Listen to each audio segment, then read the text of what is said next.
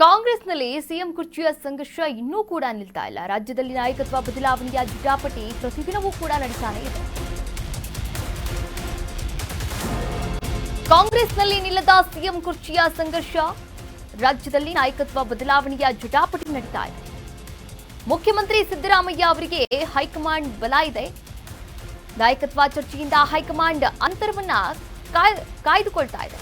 ಸಿದ್ದರಾಮಯ್ಯ ವಿಚಾರದಲ್ಲಿ ವರಿಷ್ಠರು ಸಾಫ್ಟ್ ನಡೆಯನ್ನ ಕೂಡ ತೋರ್ತಾ ಇದ್ದಾರೆ. ಆದರೆ ಚರ್ಚೆಯಾಗ್ತಿರುವಂತಹ ನಾಯಕತ್ವ ಬದಲಾವಣೆಯ ವಿಚಾರದ ಬಗ್ಗೆ ಸಿಎಂ ಸಿದ್ದರಾಮಯ್ಯ ಅವರ ಜೊತೆ ಹೈಕಮಾಂಡ್ ಕೂಡ ಚರ್ಚೆ ಮಾಡಿದೆ ಎನ್ನುವಂತಹ ಮಾಹಿತಿಗಳು ಲಭ್ಯವಾಗಿರುವಂತದ್ದು. ಸಿಎಂಗಿರುವಂತಹ ಅಹಿಂದ ಬಲದ ಬಗ್ಗೆ ವರಿಷ್ಠರಿಗೆ ಮನವರಿಕೆಯನ್ನ ಕೂಡ ಮಾಡಲಾಗಿದೆಯಂತೆ. ಸಚಿವರು, ಶಾಸಕರು ಸಂಖ್ಯಾಬಲವನ್ನ ಈಗಾಗಲೇ ಸಿಎಂ ಬೆನ್ನಿಗೆ ನಿಂತಿದೆ ಎನ್ನುವಂತಹ ಮಾತುಗಳನ್ನ, ತಮ್ಮ ಶಕ್ತಿ ಪ್ರದರ್ಶನವನ್ನ ಈಗಾಗಲೇ ತೋರಿಸಿದ್ದಾರೆ ಎನ್ನಲಾಗ್ತಾ ಇದೆ.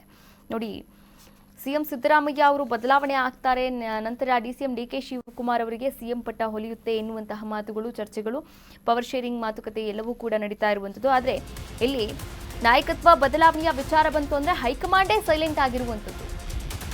ನಾಯಕತ್ವ ಚರ್ಚೆಯ ಬಗ್ಗೆ ಸಿದ್ದರಾಮಯ್ಯ ಫುಲ್ ಸೈಲೆಂಟ್ ಆಗಿದ್ದಾರೆ.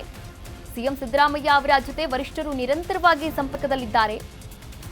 ಅನಾವಶ್ಯಕ ಹೇಳಿಕೆಯನ್ನ ನೀಡದೆ ವರಿಷ್ಠರ ಸೂಚನೆಯನ್ನ ಪಾಲನೆ ಮಾಡ್ತಾ ಇದ್ದಾರೆ ಸಿಎಂ ಸಿದ್ದರಾಮಯ್ಯ. ಸದ್ಯಕ್ಕೆ ಬಜೆಟ್ಗೆ ಸಿಎಂ ಸಿದ್ದರಾಮಯ್ಯ ಹೆಚ್ಚಿನ ಆದ್ಯತೆಯನ್ನ ಕೊಟ್ಟು ತಯಾರಿಯನ್ನ ಕೂಡ ನಡೆಸ್ತಾ ಇದ್ದಾರೆ.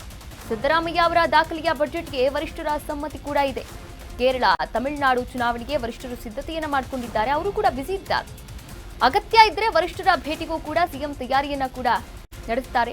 2 ಬಾರಿಯೂ ಕೂಡ ಡಿಕೆಶಿ ಟೀಮ್ಗೆ ನಿರಾಸೆಯಾಗಿರುವಂಥದ್ದು. ಹೀಗಾಗಿ ಸಿದ್ದುಗೆ ಬಲ ಬಂದಂತಾಗಿದೆ. ವರಿಷ್ಠರ ನಡೆ ಬಗ್ಗೆ ಸಿಎಂ ಸಿದ್ದರಾಮಯ್ಯ ಅವರಿಗೆ ಯಾವುದೇ ಚಿಂತೆಗಳು ಕೂಡ ಇಲ್ಲ. ನೋಡಿ, ಬಜೆಟ್ ಇದೆ. 17ನೆಯ ಬಾರಿಗೆ ಬಜೆಟ್ ನ ಮಂಡಿಸೋಕೆ ತಯಾರಿಯನ್ನ ನಡೆಸ್ತಾ ಇರುವಂಥದ್ದು ಸಿಎಂ ಸಿದ್ದರಾಮಯ್ಯ ಅವರು. ಇನ್ನು ಹೈಕಮಾಂಡ್ ನಾಯಕರ ಮಹತ್ವದ ನಿರ್ಧಾರ ಮತ್ತು ತೀರ್ಮಾನದ ಬಗ್ಗೆ ಸಿದ್ದರಾಮಯ್ಯ ಅವರು ಸಂಪೂರ್ಣವಾಗಿ ಒಪ್ಕೊಂಡ್ಬಿಟ್ಟಿದ್ದಾರೆ ಅಂತ ಅನ್ಸುತ್ತೆ. ಇವರು ಏನ್ ಮಾಡಿದ್ರು ಈ ಒಂದು ಅಹಿಂದ ನಾಯಕರನ್ನ ಚೇಂಜ್ ಮಾಡುವಂತಹ ಒಂದು ದುಸ್ಸಾಹಸಕ್ಕೆ ಹೈಕಮಾಂಡ್ ಮಾತ್ರ ಕೈ ಹಾಕಲ್ಲ. ಹೀಗಾಗಿ ಸೈಲೆಂಟ್ ಆಗಿ ವಾರ್ ನಡೆಸ್ತಾ ಇರುವಂಥದ್ದು, ಸೈಲೆಂಟ್ ಆಗಿ ತಮ್ಮ ದಾಳವನ್ನ ಉರುಳಿಸ್ತಾ ಇದ್ದಾರೆ ಸಿಎಂ ಸಿದ್ದರಾಮಯ್ಯ ಅವರು.